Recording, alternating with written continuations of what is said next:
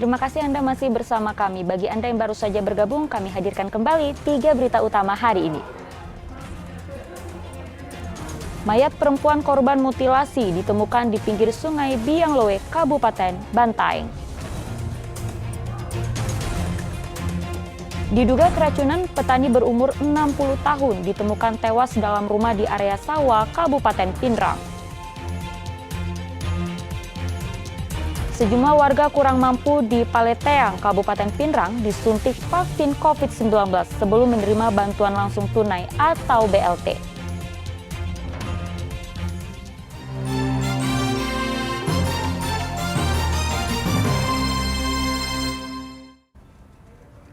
Warga miskin di Goa yang terdampak kenaikan harga bahan bakar subsidi menerima bantuan sembako. Penerima bantuan berharap upah pekerja ikut dinaikkan agar menutupi biaya hidup. Dengan menyusuri gang sempit, jalan raya dan perbukitan, sejumlah anggota Polres Goa mendatangi rumah warga miskin. Masyarakat kurang mampu yang terdampak kenaikan harga Pertalite dan solar ini menerima bantuan sembako. Ada 500 paket sembako untuk 18 kecamatan di Goa. Bantuan sembako ini dari Polres Goa sebanyak 500 paket untuk 18 kecamatan. Jadi adapun kami perkelurahan ini kita berusaha menyisir warga sebanyak 20 paket per warga yang memang betul-betul merasakan dampak kenaikan BBM ini dan memang sembako ini bermanfaat buat mereka dan kami sudah menyisir warga yang memang betul-betul membutuhkan. Para penerima bantuan berharap harga Pertalite dan solar kembali normal. Namun jika tidak, mereka meminta gaji buruh ataupun karyawan ikut dinaikkan agar menutupi biaya hidup seiring peningkatan harga barang pokok akibat kenaikan harga bahan bakar subsidi. BBM naik, penghasilan dari para karyawan juga juga harus naik. Kalau kita sendiri kerja apa memang? Kalau saya buruh harian ya. Iya. Berarti kita meminta bahwa kalau BBM naik, Ya harus naik juga. Karena kita merasakan sekali ya dampaknya. Terus bagaimana dengan ada bantuan dari Polres Goa ini kalau kita sebagai warga? Sangat membantu ini. Terima kasih banyak. Membantu ya.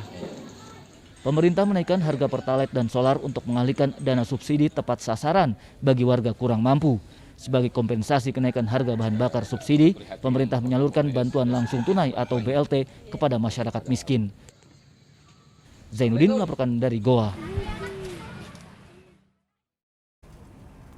Pemerintah resmi membagikan bantuan langsung tunai atau BLT sebagai kompensasi kenaikan harga bahan bakar subsidi. Sejumlah warga kurang mampu di kantor Kecamatan Paleteang, Kabupaten Pindrang, disuntik vaksin COVID-19 sebelum menerima BLT. Sebelum menerima bantuan langsung tunai atau BLT di kantor Kecamatan Paleteang, Kabupaten Pindrang, sejumlah warga kurang mampu mendapatkan suntikan vaksin COVID-19. Vaksin ini diberikan kepada penerima BLT yang belum disuntik vaksin COVID-19 tahap 1, 2, dan 3 atau booster. Harapannya mencegah penularan COVID-19 di Kabupaten Pindrang. Penerima BLT yang belum pernah vaksin sama sekali jadi diberikan vaksin pertama.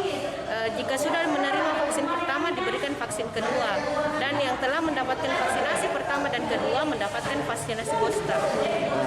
Nah, itu diwajibkan Bu untuk penerima BLT harus divaksin dulu atau bagaimana? Diberikan dulu vaksin baru menerima BLT. Oh, diharuskan Iya. ini. Iya. Itu wajib Bu ya? Sebetulnya wajib, cuma banyak yang tidak diberikan sebagian karena kondisi keadaannya yang tidak memungkinkan menerima vaksin. Jadi hanya sebagian yang diberikan vaksinasi COVID yang tidak memiliki penyakit atau kondisi dalam keadaan baik seperti itu. Nah, mereka kan rata-rata lansia Ibu. Iya, lansia itu sudah banyak yang sudah diberikan vaksinasi. Iya. Dan booster, alhamdulillah juga lansianya sudah diberikan. Banyak yang sudah mendapatkan vaksin untuk mencegah kembalinya Penyebarannya ya. akan terjadinya kembali menyebar COVID-19. Setiap penerima BLT mendapatkan uang kompensasi kenaikan harga bahan bakar subsidi sebesar Rp500.000 untuk September dan Oktober. Namun bantuan ini dinilai tidak sebanding dengan kenaikan harga sembako di pasaran. Apalagi jika memiliki banyak anggota keluarga, uang yang diterima tidak menutupi kebutuhan selama sebulan. Kita terima tadi 500. 500. Kira-kira cukup tidak, Bu? Kalau saya itu tidak cukup. Jadi kurang anunya, Bu, deh BLT-nya. Iya. Kenapa Bunda cukup itu? Cuma barang mahal. Lain naik BBM kan? Iya. Kan ini kan dua BBM. Iya. Lain naik BBM, naik juga barang. Nah, jadi mau dibelikan apa itu, Bu? Belikan kan sembako. Dicukupkan saja, Bu, ya? Iya, dicukupkan lah. Karena masih kurang ya. Iya. Ini, Kita Bu, kan mensyukuri. berapa sih kita terima, Pak, BLT ini? 500. Kita mau pakai uangnya ini, terima BLT. Pakai bahan saya belanja-belanjaan. Kalau kadarnya, Pak, ya? Apa anunya, Bu? Rp500.000. 500 nih. Itu untuk berapa bulan, Bu? Kalau mungkin kayak 2 bulan begitu. 2 bulan. 2 bulan. Nah, ini kalau di 500 itu cukup kira-kira, Bu, untuk 2 bulan?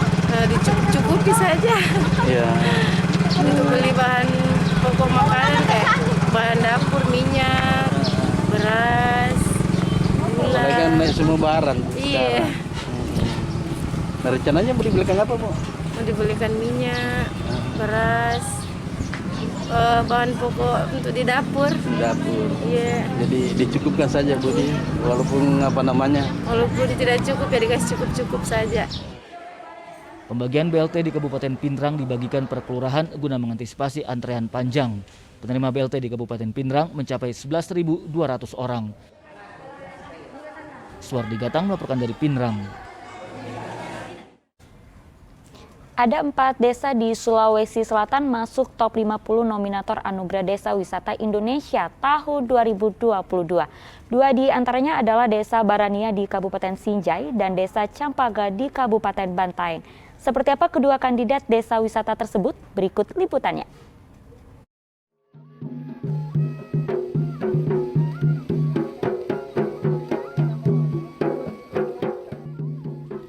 Tarian sejumlah gadis menyambut kehadiran tim Kementerian Pariwisata Ekonomi Kreatif atau Kemenparekraf di Desa Barania, Kabupaten Sinjai.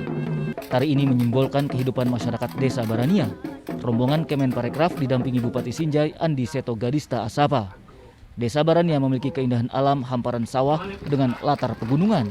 Aktivitas ekonomi masyarakat meningkat pesat melalui produk usaha kecil menengah yang dikelola mandiri. Pada kesempatan ini, warga Desa Barania juga memamerkan sejumlah produk lokal swadaya andalan yang dipasarkan hingga luar Kabupaten Sinjai. Melalui potensi wisata sekaligus pengembangan bisnis, Desa Barania masuk top 50 nominator Anugerah Desa Wisata tahun 2022.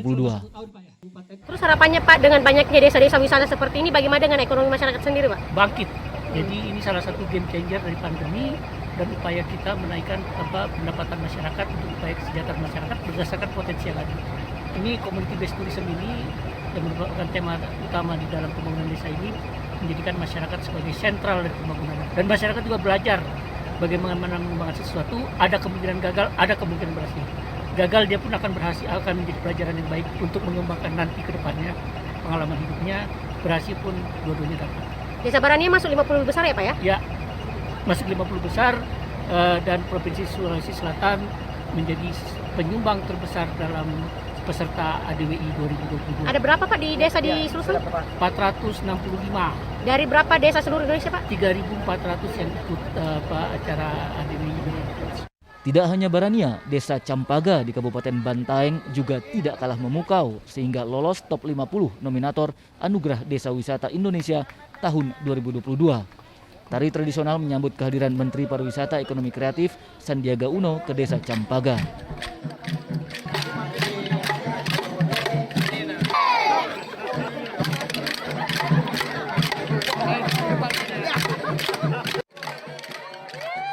Tradisi adat menggambarkan tingginya keragaman budaya di Indonesia. Latar belakang desa yang mengandalkan pertanian diwujudkan dengan tarian menawan.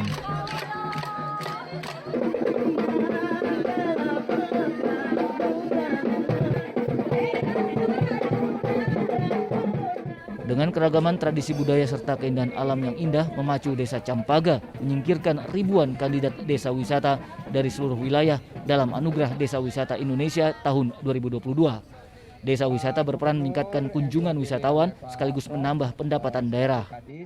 Bantaeng dan Sulsel yang telah masuk 50 besar desa wisata terbaik. Desa wisata Indonesia bangkit, Anugerah Desa Wisata Indonesia 2022. Dan daya tariknya tadi kita seperti sudah lihat, tapi ini adalah bagian daripada bagaimana ekonomi kreatifnya juga bergerak, wisata alamnya juga kita tambah agar semakin memiliki daya tarik yang penuh dengan keunggulan dan juga bisa membuka peluang usaha dan lapangan kerja sebesar-besarnya, seluas-luasnya. 1,1 juta lapangan kerja tahun ini ditargetkan dan 4,4 juta di 2024. Kami berharap Sulsel akan terus menjadi yang terdepan. Karena tahun ini sekaligus kita akan memberikan apresiasi Sulsel menjadi juara se-Indonesia dengan 418 desa wisata yang masuk ke dalam Anugerah Desa Wisata Indonesia dan Jadesta. Terima kasih Sulsel. Saya akhiri dengan pantun penutup. Elang terbang jauh ke atas awan, kelilingi kebun indah yang penuh tanaman. Kondisi alamnya sangatlah menawan. Desa wisata Campaga memang jadi idaman. Tidak ketinggalan, Sandiaga Uno turut memberikan penghargaan kepada pemerintah Provinsi Sulawesi Selatan sebagai daerah dengan wisata terbanyak tahun 2022. Sulawesi Selatan mengalahkan Sumatera Barat yang sebelumnya menempati daerah dengan wisata terbanyak tahun 2021. Dua desa lainnya di Sulawesi Selatan yang lolos top 50 nominator Anugerah Desa Wisata Indonesia tahun 2022 adalah Desa Wisata Matano Iniaku di Kabupaten Luwu Timur serta Desa Wisata Kambo di Kota Palopo. Kementerian Pariwisata Ekonomi Kreatif berharap kehadiran desa wisata mampu menyerap lebih banyak tenaga kerja. Hingga kini secara nasional ada 1 juta pekerja di tempat wisata. Targetnya pada tahun 2024 mencapai 4,4 juta tenaga kerja. Andi Muhammad Sardi melaporkan dari Sinjai dan Bantaeng. Informasi tadi mengakhiri jumpa kita. Atas nama rekan yang bertugas, saya Auriga Gustina mengucapkan terima kasih atas kebersamaan Anda. Selamat beraktivitas dan sampai jumpa.